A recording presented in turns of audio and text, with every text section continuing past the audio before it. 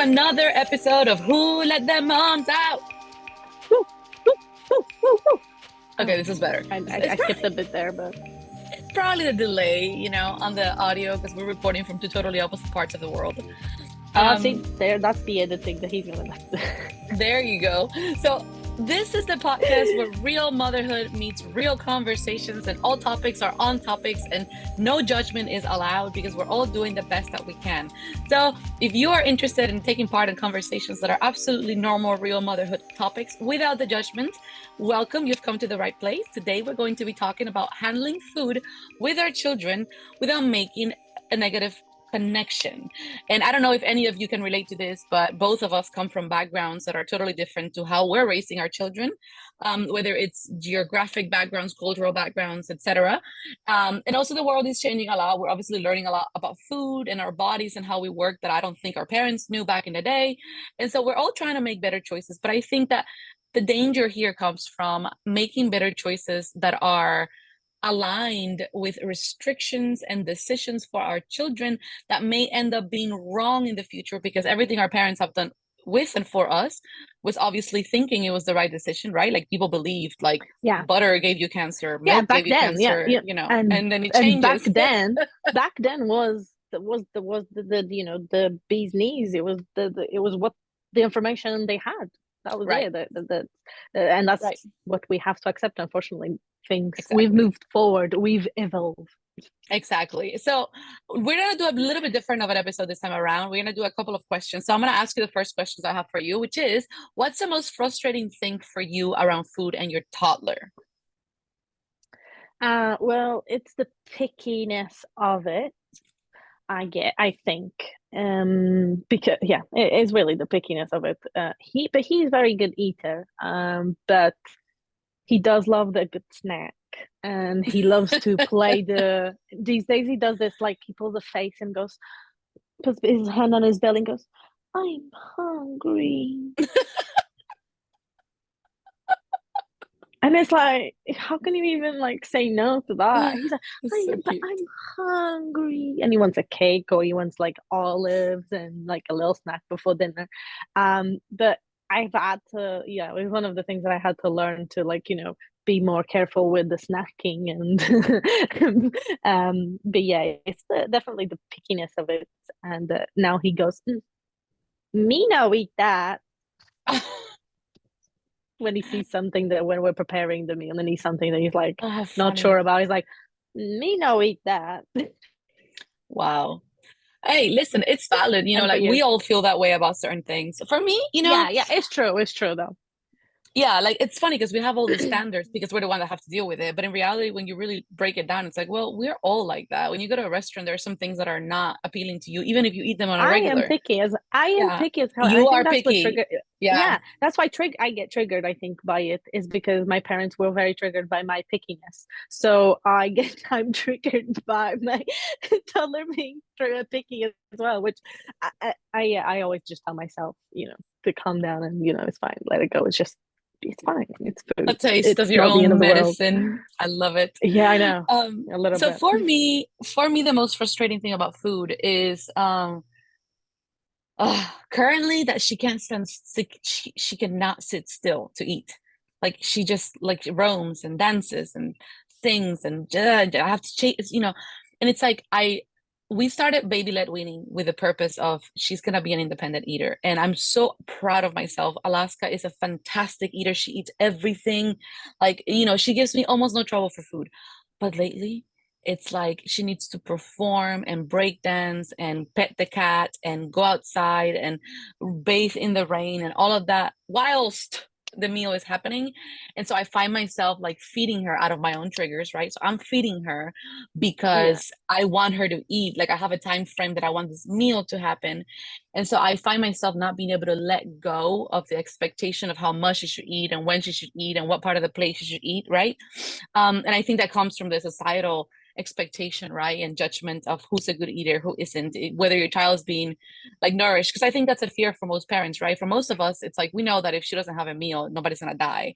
But in the back of your head, as a mother, I feel like it's your duty to make sure she eats a balanced meal. So when it's been like 2 meals that she's having like 2 spoonfuls of just white rice. I'm like, Yeah. there's no nutritional value. Oh my God, what am I doing? Like, am I too lax? Like, Yeah. and that is so Yeah. triggering for me. Yes, that is for me as well. It's like when it's the his pickiness, and then at one point that he's just literally eating potatoes Mm, and chicken nuggets at that. So it's like, yeah. And I feel but like, but there's days though that he does eat so. So it's like I can't, it's not all yeah. just But that bad. But that's what I try to remind myself. It's like you always freak out because you think, oh, like they're not eating today. But it's like, well, yesterday they had a full meal, no problem. Or like, we're gonna yeah, eat tonight and it's exactly, gonna be something I know exactly. she likes and she'll eat it. But then so okay, my next question to you is how did you notice how likely you are to have a negative connection about food? Um, even if you didn't realize it. So like when we talk about negative connections, we're talking about, and we'll dive a little bit deeper on this, but we were just talking about this before we started recording that like I'm Cuban. So like in my culture, sugar is just the holy grail. Like my grandfather used to give me bowls with brown and white sugar mixed together as dessert. Like this was something we ate through our childhood. And now we have all this information about how bad sugar is and sugar spikes and how Yeah. bad it is for you and diabetes and all these things, right? And I have a massive history of diabetes, both me and my husband, right?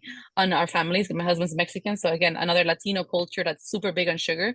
And obviously for me that's a big fear. Like I don't want to revolve life around sugar like it was for me when I was a kid. I don't want to make sugar the treat. I want to make it part of everyday life, but I want to teach her how to eat it, right? So like after a meal is much better than as a snack on its own. But how did you notice what part of food connection was a problem for you and like how negative it was? Like how did you realize what the trigger was for you? Mm, I don't like my family, I guess. I don't know. It probably I'll will give be you sugar as well, really. It's like the only one that I do have a negative, and it's more like it's not really like um is it a culture? I don't know if it's like a family thing because like I do remember being like I love sweets. I used to love sweets, and I feel like it was because we were told not to eat them during the week. I mm, think it was at the time. It was like that thing that you would just eat at the weekends, sweets, because that was what it was the allowed things for your teeth, la mm, la la la la, and all of this. And I think that restriction sort of like made me a bit, want more sugar, and maybe slightly, like sugar does. yeah. No, but so I have that. Always felt that restriction maybe is what sort of made me a bit intense about it. Um, so I always had that like thing that I didn't want to give him. I don't want to be restricted to sugar towards Flynn, but also where there's a fine line where you can go, Right. it can cross because then you can be giving too much. And I have failed at one point. I was like, oh, hold the horses. Like this is just a lot happening right now. We need to calm down. So yeah, so it's just a very fine line of where, oh, it's okay, just a little bit. And then again, and then there's another part where you see online and everyone else is doing, and everyone else does this differently. And you're just like, is it me? Yeah. Am I the maybe Yeah, and then you go out with families or friends or relatives that have kids that are totally the opposite of what you're doing, and then it creates this whole like, am I doing something wrong? Like, is it too much? Is it too little? Like for me, it's also with sugar, because again, like my culture was so heavily like sugar crazed, and um, I have a massive sweet tooth. Like when I'm pregnant, like this is all I want to eat is just pastries and right. sweets, like massive. And I think so for my daughter, we never did sugar until she was like almost 2. Like we didn't do sugar for her first birthday cake, nothing like that. And I never felt guilty about not giving her sugar, even when I was having it myself. But now that she's a little bit older and she can make her own decisions, like one thing that we've always tried to do is make her aware and capable of making decisions, right? So I grew up again in a culture where kids do what adults say, and almost like the kid has no autonomy until you're an adult. Like you don't exist, you're just following through what Yeah. the adults do and say. And I found myself having to reinvent myself almost when I became an adult, because I feel like a lot of the things that I was ingrained and told that I had to do and follow because of this family, that's what they taught me, were not really aligned with who I was. And so I think in an attempt to make it a little bit easier for my daughter, I've always been really adamant on like she makes her own decisions, right? Even if I don't agree with them. Obviously, you help her make decisions. Like I'm not gonna let her cross the street when there's a truck coming, just because she made a decision, obviously, but there are things like the way she dresses. I just let her wear whatever she wants. Because at some point, very soon, society starts telling you what's in, what's out, what you should wear if you're a girl. And this is the only time where you can do this. And so with food, especially with sweets, I started noticing how my husband and we were both raised in the United States. My husband is American, like born and raised, but a family from his Hispanic family. And I'm an immigrant. I migrated to the United States when I was 12. And even though I've spent the majority of my life outside of Cuba traveling, you know, the US culture is a big part of my upbringing as well. And I noticed that whenever we eat something that is carb loaded or that is a little fatty or that has no nutritional value or that is sweet, it's almost like we punish ourselves while we eat it, like, or before we eat it. So like if we're sitting there and this awesome plate of pasta with like bacon and sauce, and bread, like before we eat it, my husband will say, oh my God, this is a problem, this is horrible, this is so bad for me, all fatty, but he still eats it. And to me, that's so crazy that we do that, because we are both very health conscious. We've spent the majority of our adult life, especially since we've been together, like making healthy choices. We've been vegan, vegetarian. We've studied the whole thing. We're always looking at nutrition. I love learning about the effect that food has on the body. And I always do it from a place of like, I want to learn what makes me feel better. I want to be healthy. But yet I find myself punishing myself for food before I have it, which then creates a negative thing, because I believe in metaphysics. So I believe like if you're gonna eat something, even if it's bad for you, you gotta eat it with like the right mindset. Because if you're eating the best Yeah. food on earth, but you're telling yourself it's bad, you're basically creating stress in your body. And that makes the food already just not land in the right way. And so I want to do that for my daughter, but like, how do you do that when you have like a 3-year-old that wants to eat, like today she started crying because she wanted to have chocolate in the morning. So moving on to the next question is like, what is the fear you have with your kids and food, and how are you battling that fear? So my fear is that she will be the opposite, right? So like my fear is that if we are crazy about no sugar, for example, or that we make it a point to tell her that these sugary things are bad for you, then she'll be obsessed with them because because we made it a thing that she shouldn't have.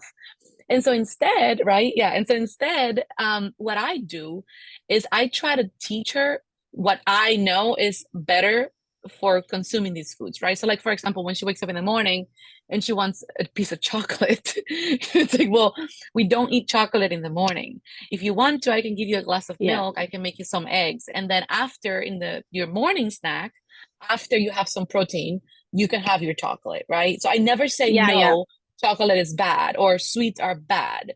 It's more like Yeah. it's Exactly. Yeah. better Exactly. to, Yeah. and then I explained to her that if we eat too many sweets, it affects our teeth. She can already she's 3, she understands this. And also why it's important to brush our teeth. So by the way, super mom win, 3.5 years old, brushes her teeth twice a day, every day, is on it. She's on it because this whole sweet thing. I blame this on Roger more than me, to be honest. He is But very obsessed with that. he loves, but he's very like, my husband has the most dental hygiene of anybody I've ever met. And so our daughter has taken like this. I said mom win, but it wasn't me. And another thing I've done, and I don't know if this is right or wrong, it's just what I've done. But if her stomach hurts, because again, if you have a regular diet and you're sitting there, you eat a whole bag of gummy bears, your stomach will hurt from all the sugar. So when this happens, I let her know that sometimes when we eat too much of anything, our bodies will react and your tummy hurts. That's why it's important to eat the sweets after the meal. And she gets it. I mean, she still asks for it, but she doesn't get upset. She doesn't throw a tantrum yet. Yeah. That's how I'm Yeah. But battling that. But I don't know if it's right or wrong. well, yeah. I mean, you will have to wait until she's 20 and then tell you about the trauma or not. Yeah. She just started going to a psychologist because I scared her Yeah, about eating exactly. But sweets. no, I don't think so. I find it quite like I don't know. I find it quite human that way, because you are actually getting her down to her feet and explaining to her the reason why. Like it's not like you can't have it. You just because why? Because I said so. Hmm. Like you know, Right. you're explaining the reasoning. Like you, and also again, like you having a tummy ache. Like you having a tummy ache is not. It doesn't come from poof. Like it is because you've had the chocolate. So I think that's like honestly, it's the best way to do it. Really, um, because I was obsessed with chocolate. I'll tell you, and I found my mum would have to hide chocolate, and I was very good at hiding it. I found it every time. And she would then, like, months later, would find just wrappers. How funny. I went through a So, phase yeah. of eating ice But it cream. doesn't All I mean that ate it was will ice happen to cream. everyone, though. Right, right, right. Yeah. So, I I don't met want people to feel like, so I met a child, and I met a child in high school, a friend of mine in high school, who his mom raised him like on a Caribbean island, and they only ate like raw fish and raw fruits for like years. Like he never ate candy. And then when he moved to Miami when he was a teenager, it was like he just could not, and he was always like eating all this candy at school because he was just like obsessed with it. And I wonder if that's worse for you than if you have it like balanced throughout your life, you know? I mean, that's definitely also like one mentally, of I my think, fears. That is yeah. definitely one of my fears. Is one of my fears was because I also wanted Flynn to be vegan at the start. I wanted him to just eat vegetables because I felt that that way he would make him eat more vegetables and would make him more, like a better relationship with food. It was not the case. Not even that he prefers meat. He doesn't prefer meat, but it doesn't mean that he eats better vegetables than he eats anything else, Mm. right? Like it doesn't. It didn't repair what I thought was going to repair, and um, wait, where was I going with this? I The actually eating lost. eating meat, being vegan, thinking he was gonna eat more vegetables, like pressuring basically around eating, Yeah, you the know. pressuring. Yeah, exactly. Sorry. And then I came to the realization as well that, like, in the future, if he wanted to eat meat, because at the time I was also vegetarian, and I no, not vegetarian, I was like a flexitarian, but mostly vegetarian. And I remember I just had some meat, and I felt really ill. And then I was thinking to myself, like, I don't want my son to, to Mm, have to feel bad when he wants to try meat. Like I am limiting his choices, right? Like I don't want him hmm. to, like, eventually one day be like, oh, I want to try meat, and then he can't because he's actually like his body can't actually process it, and it will just actually make him feel ill rather than be the experience that is meant to be, which is food. And he needs to have that choice. Like I shouldn't Yeah. be the one to force him into that choice. Yeah, that's what I was going to. Sorry. I know it's fine. I think it's all about that balance, right? Like, I mean, it's the all-encompassing goal of parenthood, right? Like, how do you find that Yeah. balance? And I think also being honest about it, like, we're not perfect with food. We don't make the right choices all the time. And I think being vulnerable and honest about it and making it okay for our children to make, like when she eats a lot of sweets, out of her own choice, and then her stomach hurts, I let her know, like, hey, it's okay. Like, this Mhm. happened because you ate a lot. Next time, try to eat a little less or try to spread it out. Like, it's not even about bringing shame or letting her know, this is so bad or whatever, No, it's just because I like have we can found, fix it. Like we can right, fix any futures. Like there's no need to, like, make it like, oh yeah, you did this. So, like, right, yeah, right. there's no There's no need to point. make the mistake so grave that you're just afraid of it for life, right? It's better to create a balance. Like, it's the same thing with screens. I find it that and maybe it's a personality thing. Again, a lot of what we're sharing is based on our own experience. We both only have Yeah. one child. I think a lot of the advice that's being thrown out there comes from parents that have it one way and assume this is the way that it is because I have it this way. Yeah. And they disregard the fact that personalities come into play a lot. So, like, if your child is a certain way, they may not react the same way that another person might because they're different, right? So, like with tablets and screens and stuff like that, I've experienced this with Alaska. We've never had a no screen or no tablet or no, like when she was little, obviously we didn't give her a screen because there was no need for that. She was entertained with life. But when we traveled, we always gave her like the games on the phones or like the educational games or whatever, like age appropriate things, obviously. And we were never crazy about the no screens or no technology because it's gonna be a part of her life. What's the point of, like, Yeah. completely taking it away?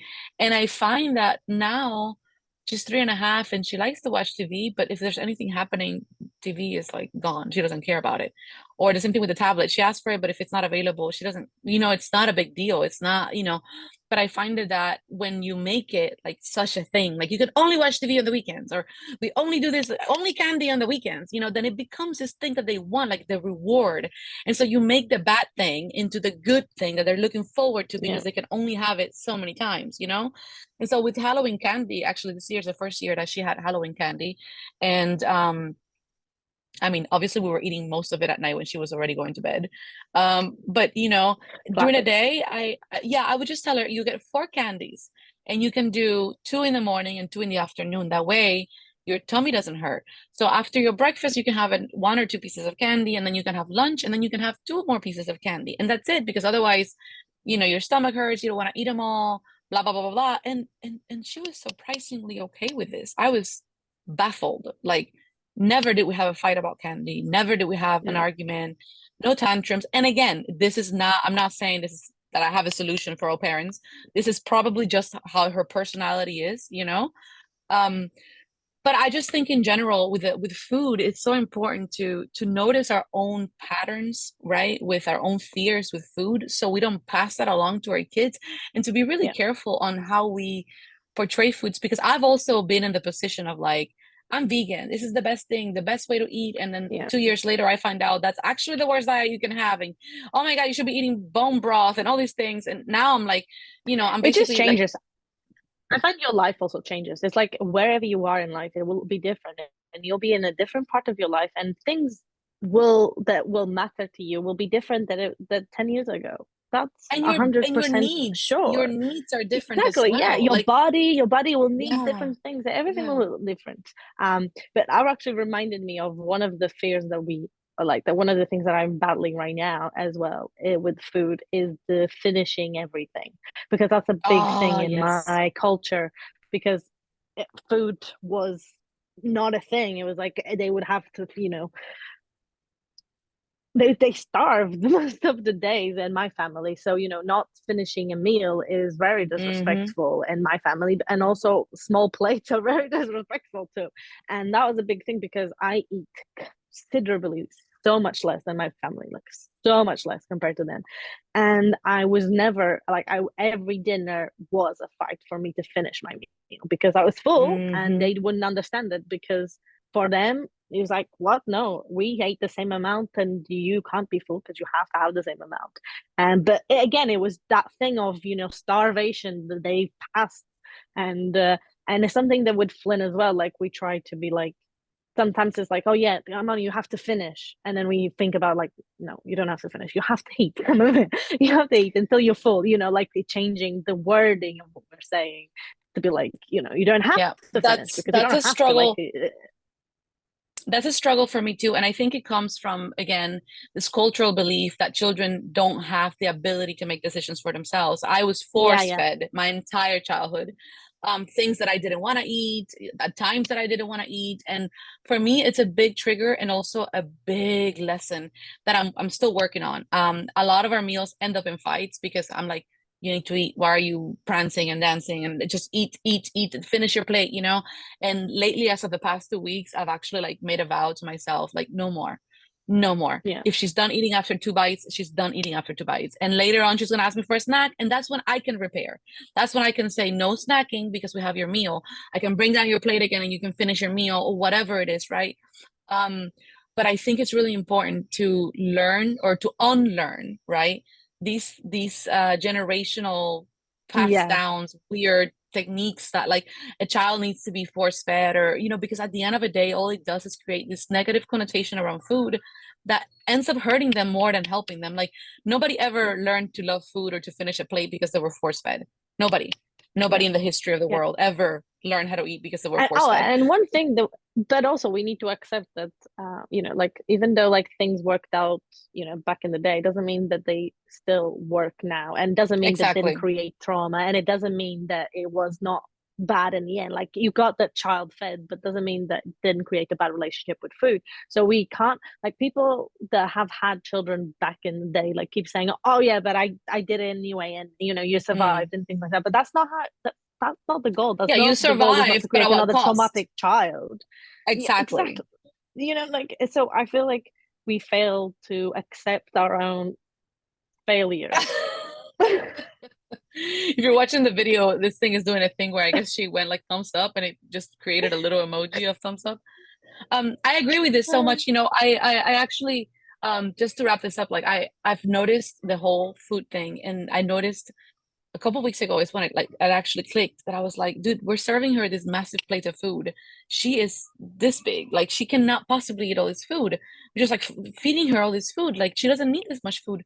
And what I've started doing, probably my mom would think I'm insane, but I take her with me to serve her plate. So I We did that ask her today. how much she wants. Yes, how We much did do that you today, and want? it was like, yeah. And then slowly educate her on, you put on your plate only what you're going to eat. You can always come back for more, but we don't throw food away. Like for me, it's a massive trigger, by the way, from my childhood. I was a hungry child. I was given water with sugar to tame my hunger many, Yeah, many, many, exactly. many days in my child. I know what it's like to be hungry as a kid. So for me, throwing food away is like a A massive, massive like, trigger. no, like it's a massive trigger. But I also have to understand that she's just beginning her life. She's just beginning to understand food. She's just beginning her relationship with food. And by imposing my own traumas, my own beliefs, my own upbringing, and ways that I was taught around food, it has the ability to create some negative connotations for her that I don't want. So I feel like for us parents, the most important thing to remember is that everything we do can and will affect our children. And sometimes trying to avoid a problem can create another problem. And I think letting Mm. go, which is the hardest thing to do sometimes, is often the best because you're putting it on them. And I'm not saying neglecting, don't feed your kid until they ask you to be hungry and leave them hungry for 3 weeks and they're malnourished. Like I know somebody's gonna blow this Yeah, out of it's just proportion, don't but force it. Then don't force yeah, it. yeah. Just let them have some autonomy over their bodies. And one thing, by the way, last thing that I'm trying to get rid of is I'm trying to get rid of the idea that we have to have 3 meals a day. That is Oh something new yeah, I'm trying. and the We don't, timings, I and the don't, timings. yes, I don't I'm trying eat to get rid of normally that. 3 meals a day. I don't want to eat 3 meals a day. I don't want to sit down to eat 3 meals a day. My body doesn't ask me for that. So why does she have to sit down for breakfast? And then like, it's like this whole stress that they have to wake up and they have to have a plate of food. Why? When I wake up, I don't want to have a plate of food. That's not But that that's the not how I reason for eat. that is because then they have to go to school and they have to do Right, things, right, like right. that's the So it's system. like It's like you are society, teaching. yeah. Exactly. Yeah, it's a society thing because then like it's you're learning because eventually you'll be an adult that needs to eat and then goes to work and to routine. You're just learning your routine. And one of the things I've started to do as well, like with the dinner, because we were coming from school at 5 and he would be hungry and I would give him a snack because it's 5 o'clock. But then he would get to dinner time at 7 and he would not be hungry because, Right. you know. So I started giving him dinner at 5. Like he gets home, he says he's hungry, I give him dinner. You have him And ready, then have before it bed, he ready. could And just have a then fruit or a he snack or gets to have a something little snack. small. Yeah, he has a little Yeah, snack and then he's fine. It's perfect. yeah, yeah. We're all Anyway, just like I hope, battling this through and like trying to make the yeah, best out of this we solution and don't have we don't have solutions or advice. We're doing the best we can, and we really no, don't know no. if what we're doing is right or wrong. We will start having Just share experts our on all these experience and topics. hope for the best. Yes, yes. We're gonna have some experts join us very soon in the following podcast, hopefully covering all these topics and guiding us a little bit more, you know, along all these troubles of parenting. But we just want to say that if you are in the trenches like we are with all topics, food, anything motherhood related, just know that the fact that you're trying your best, the fact that you're looking for alternatives, the fact that you're out there looking and seeking different options already puts you ahead of the curve. You're already doing the best you can. And at the end of the day, we don't all have to be perfect at everything we do, right? We just have to lead with empathy and love and just sort of work it out. We're all just doing the best we can. And what Yeah. works for one family may not work for the other. And this is okay. Yes, exactly. Being present and trying is all you can do. Like at the end of the day, Yes, is all you can do. And it's the best thing you will ever do is be present and try. And every single day you'll try and be absolutely. better. Thank you for listening to another episode of Who Let the Moms Out. Don't forget you can find us online on Instagram at Who Let the Moms Out that pod. Come and share with us your stories, your fails, your wins, what you're doing that makes life easier, and the things that you're trying that you thought were gonna make life easier, but just have made it worse. We'll do an We want to episode hear it soon all. we want to hear it all, you know, because every time we hear a fail, we're like, damn it, okay, fine. It's just, thankfully, it's not just me. Yes, please. And every time we hear Make a us win, normalize. we're like, yes. And then when we hear a win, we can say, oh, okay, there is hope. Yes, exactly. There is hope for us. If you have a teenager, send some hope. Let us know let us know there's light at the end of this tunnel. Thank you so much for listening, and we will see you next week. Bye. Bye.